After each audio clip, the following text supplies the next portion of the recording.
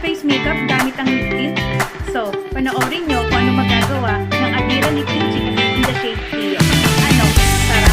So, mga sisi ko, gagamitin ko si Adira Lip Tint Cheek Tint in the shade Cleo.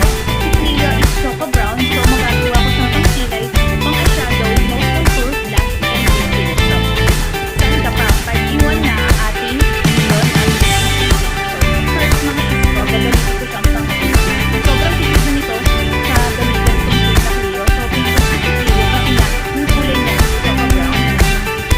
Ganyan yung kulay niya. So, pwede mo siyang magamit sa pang kilay. So, maglalagay lang ako dito sa aking kamay, then gagamitin ko siyang pang kilay. So, 5-in-1 siya mga sisi ko. Kaya, pwedeng siyang gamitin pang kilay. So, is nagkakaroon tayo dito ng diba? Madali lang sa rin din. Hindi maganda ito kasi mabilis lang sa rin din. Kaya pwedeng talaga siyang gamitin. Kung hindi ka pa sa mga kilay, pwede mong gamitin yung kilay na ating diba? Masasabing ko kasi gamit ko dito. Ang kapal, siya, pang kilay.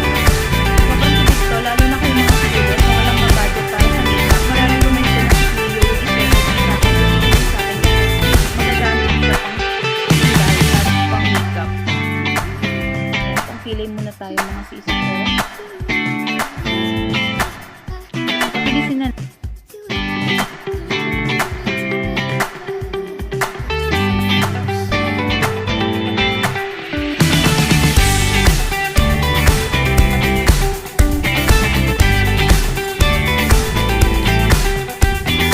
Naman natin is contour eyeshadow muna, eyeshadow.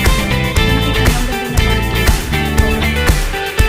So, pinakilala ko para then next is eyeshadow. Pwede yung eyeshadow kasi Choco Brown na siya. Sobrang ganda ko kasi ito mga sisi ko. Kaya sobrang pwede mo siyang gamitin lalo na. Diba? Ganda! Bongga ka dyan, girl. Ang bongga ni Choco ni Cleo. Cleo nga pala ang gamit ko, Cleo shade. Blend mo lang siya. Hindi siya basta-basta mag-set. Ayan, so sobrang ganda niya yung pang-eyeshadow. So, next na tayo. Contour.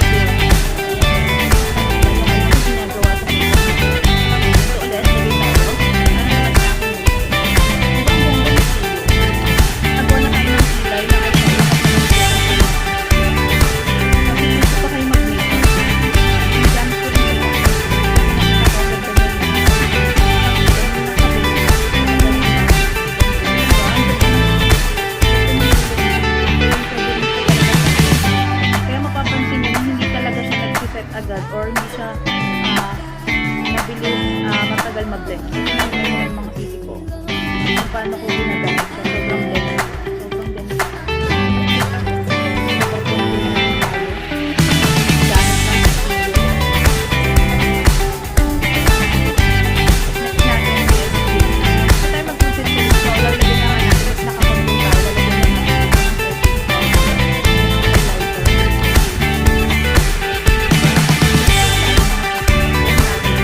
Lalagyan na ako ng lip liner. Para makita niyo yung kulay niya.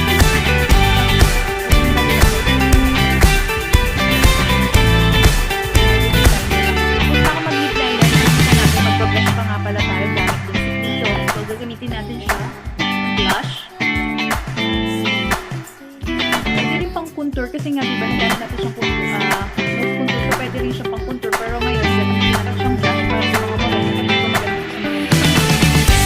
And blendable siya. Hindi siya mag-taklang sa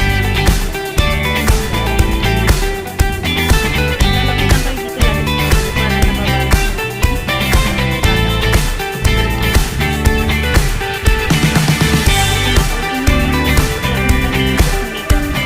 Go for Cleo shade kasi siya pwede